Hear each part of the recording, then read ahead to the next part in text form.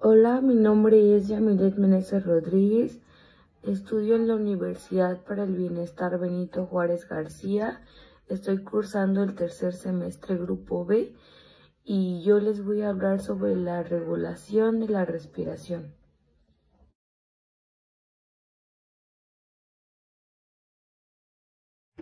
Bueno, pues principalmente la respiración es un proceso mixto hacia procesos voluntarios e involuntarios, cuya principal función es mantener niveles óptimos de oxígeno, dióxido de carbono e hidrogenones en los tejidos.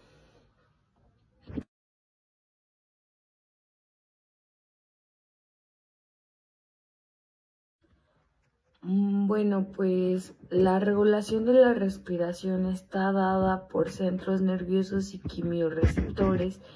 En los centros nerviosos tenemos la corteza y el tallo encefálico, y en los quimiorreceptores tenemos al central y al periférico.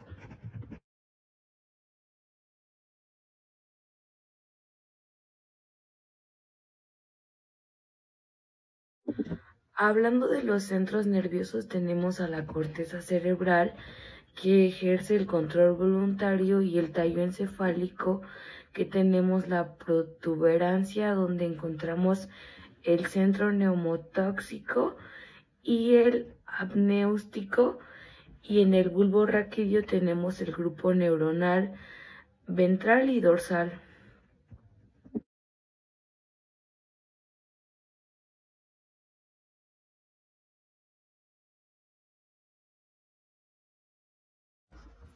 Hablando de los quimiorreceptores que detectan cambios químicos en la sangre, tenemos también los centrales, que se encuentran en el bulbo raquídeo y responden al aumento de presión parcial de dióxido de carbono y el aumento de hidrogenones, y los quimiorreceptores periféricos. También tenemos los cuerpos carotídeos ubicados en la carótida común y los cuerpos aórticos ubicados en el arco aórtico. Los quimiorreceptores periféricos son sensibles a disminución de oxígeno. También son sensibles a menor grado de aumento de dióxido de carbono e hidrogenones.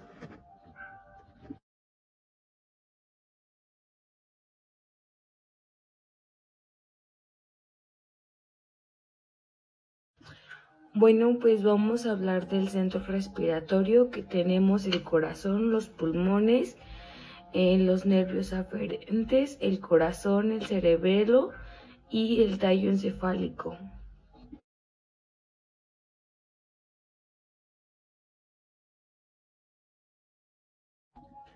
Bueno, pues vamos a pasar al tallo encefálico, que aquí es donde queda el centro respiratorio. Bueno, pues se divide en tres partes: el mesencéfalo, el bulbo raquídeo y la protuberancia. El centro respiratorio está formado por grupos neuronales ubicados bilateralmente en la protuberancia y el bulbo raquídeo.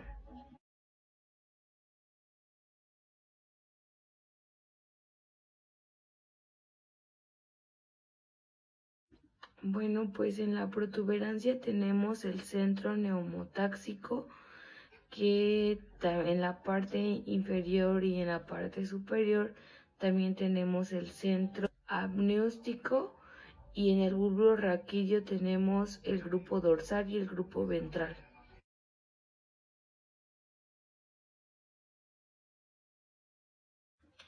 El grupo dorsal controla el ritmo dándole descargas progresivas al diafragma en forma de rampa. Estas son llamadas señales de rampa, causando la inspiración, que dura aproximadamente 2 segundos. Y el grupo dorsal interrumpe estas descargas, y bueno, pues esta tiene una interrupción súbita, causando una interrupción de la descarga eléctrica, y bueno, esto hace que los propios receptores sean elásticos de los pulmones, Y bueno, pues las vísceras de la cavidad torácica causan la expiración de forma pasiva. Y bueno, pues entonces el grupo dorsal se controla, y esto lleva a que tiene dos características de la rampa inspiratoria.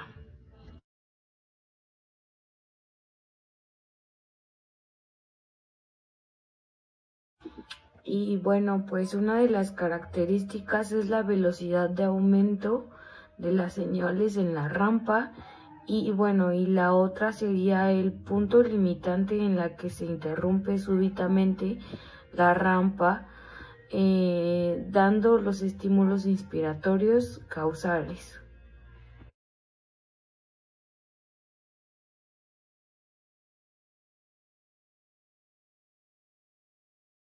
Bueno, pues en la protuberancia tenemos el centro neumotáxico, que en la parte inferior y en la parte superior también tenemos el centro amniótico, y en el bulbo raquídeo tenemos el grupo dorsal y el grupo ventral.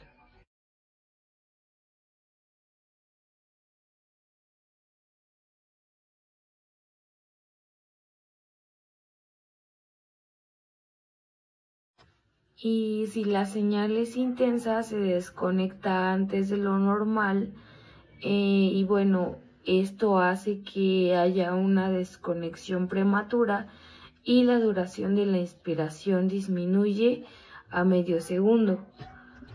Y bueno, pues el resultado de la inspiración será menor, y la consecuencia es un aumento de la frecuencia respiratoria.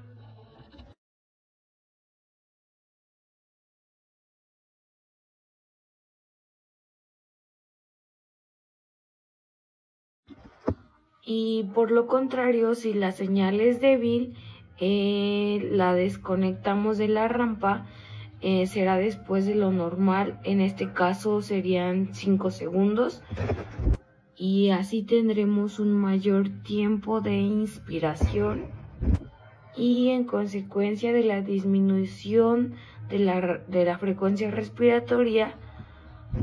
Y bueno, pues el que ocasiona esto es el centro apneústico.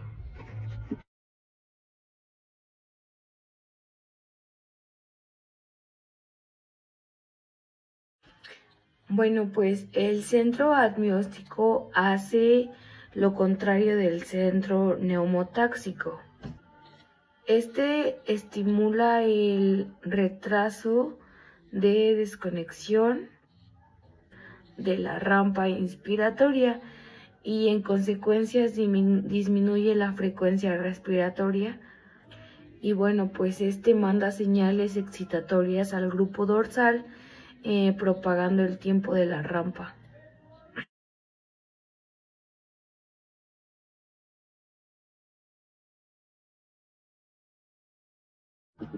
Bueno, pues como vemos aquí, habrá un mayor tiempo de inspiración y menor tiempo de frecuencia respiratoria. El centro apneústico queda inhibido por el centro neumotáxico.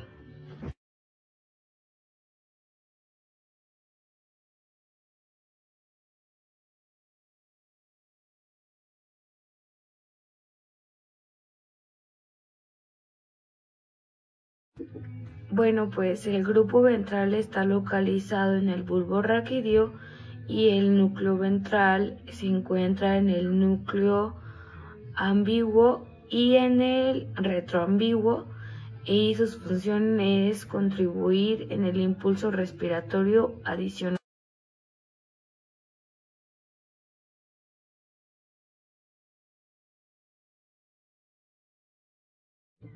El grupo ventral pertenece e inactiva en la respiración tranquila normal. No participa en el control rítmico, y bueno, pues solo se activa cuando hay una sobreestimulación en la respiración. Este grupo ventral ayuda potenciando la inspiración, Y bueno, pues la sobreestimulación hace que el grupo ventral potencie también la expiración. Y bueno, pues este manda señales directas a los músculos del abdomen. Y bueno, pues estos serían como los rectos del abdomen y los intercostales internos. Y bueno, pues el grupo ventral solo se activa cuando requiere la ventilación, como por ejemplo el ejercicio. Bueno, pues ahora vamos a seguir con el reflejo de insuflación de Henry Brevet. Bueno, en los pulmones tenemos ubicados receptores que son los bronquios y los bronquiolos. Y bueno, pues cuando estos se activan, mandan señales a través de los nervios neumogástricos hacia el grupo dorsal, causando una inhibición de la rampa inspiratoria. Pero estos receptores solo se activan cuando el volumen corriente sobre estos pasa por los 1500 mililitros. Estos reflejos se activan.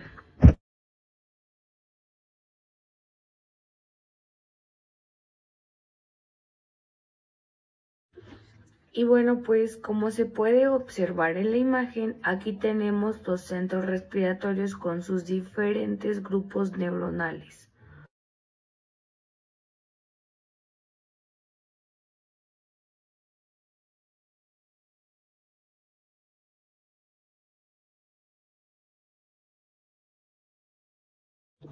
Bueno, pues el control químico de la respiración tiene como objetivo mantener los niveles adecuados de oxígeno, dióxido de carbono, iones de oxígeno en los tejidos. Y bueno, pues estos detectan la alteración de estas sustancias.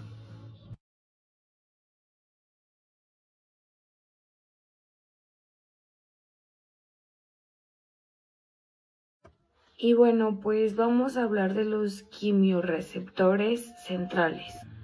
Y bueno, pues este es estimulada especialmente por los iones de hidrógeno. Y bueno, pues estos son los únicos que pueden estimular a esta zona. Pero bueno, el problema es que los hidrógenos no pasan con facilidad. Bueno, pues la barrera hematocefálica.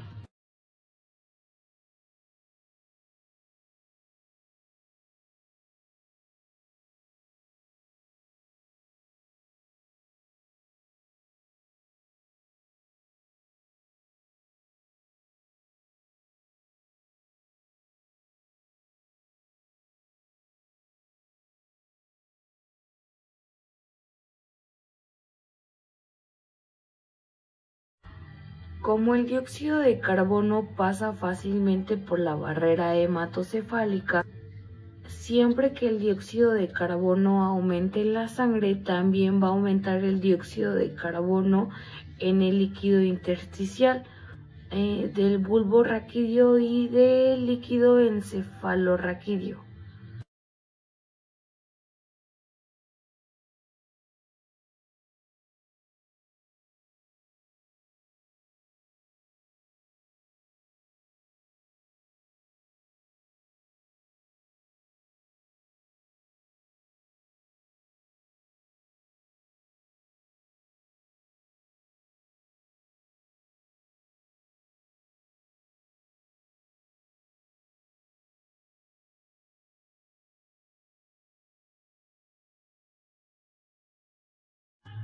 La excitación del centro de respiración en el dióxido de carbono es intensa en las primeras horas, pero va disminuyendo gradualmente a lo largo de 1 o 2 días siguientes. Esta disminuye hasta 5 veces su capacidad de excitar hasta el efecto inicial. Entonces el efecto del aumento del dióxido de carbono crónico es débil. Hablando de los quimiorreceptores periféricos, estos son sensibles a cambios de oxígeno y a menor grado de dióxido de carbono y iones de hidrógeno. Estos están localizados en los cuerpos carotídeos, en los cuerpos aórticos y existen muy pocos en las arterias de la región torácica y abdominal.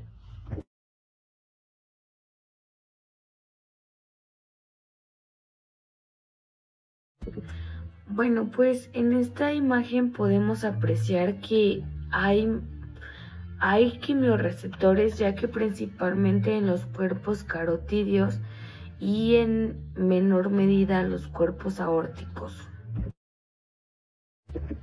Bueno, pues vemos que en los cuerpos carotídeos y en los cuerpos aórticos hay señales del cuerpo carotídeo que son llevadas al centro de respiración a través del nervio glosofaríngeo y de los cuerpos carotídeos a través del nervio neurogástrico. Estos detectan la disminución de oxígeno arterial, principalmente en el oxígeno.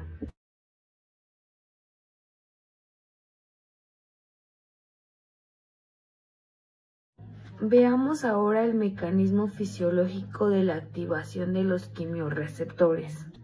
Aquí vemos una célula glúmica del cuerpo carotídeo y bueno, pues se sabe que el estímulo se debe a la inhibición de los canales de potasio. Y bueno, pues existen tres teorías de las que explican cómo se activan estos canales.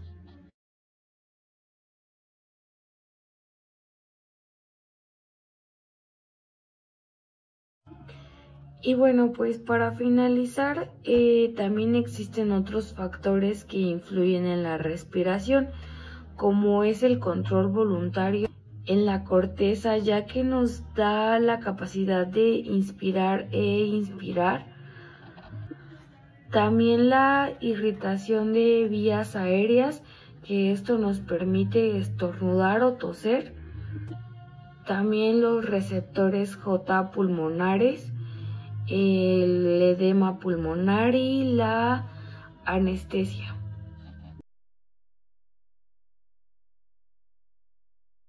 Hoy en Fisiología en un Minuto vamos a hablar de las fisiologías respiratorias. Todos llegamos a pensar que el oxígeno o el CO2 pasan directamente del vaso al alveolo. Sin embargo, estos deben de pasar por una serie de capas antes de llegar a su destino. La primera de ellas va a ser el neumocito tipo 1. Por una parte tenemos a la membrana apical. Entonces aquí estamos hablando del interior del alveolo. Por ejemplo, el oxígeno debe pasar primero la membrana apical y luego la membrana vasolateral del neumocito tipo 1. Posteriormente debe atravesar la membrana basal epitelial, que va a ser un conglomerado de proteínas en donde están ancladas las células. Luego tenemos un espacio que es conocido como el intersticio, en donde podemos encontrar proteínas, iones y líquidos. Después vamos a tener la membrana basal endotelial, que es donde están ancladas las células endoteliales del vaso sanguíneo. Luego deberemos atravesar el endotelio para llegar ahora sí a la sangre. En la sangre debemos de tener en cuenta también la membrana plasmática del glóbulo rojo. Entonces el oxígeno la va a atravesar y va a llegar a la hemoglobina, por la que va a ser transportada.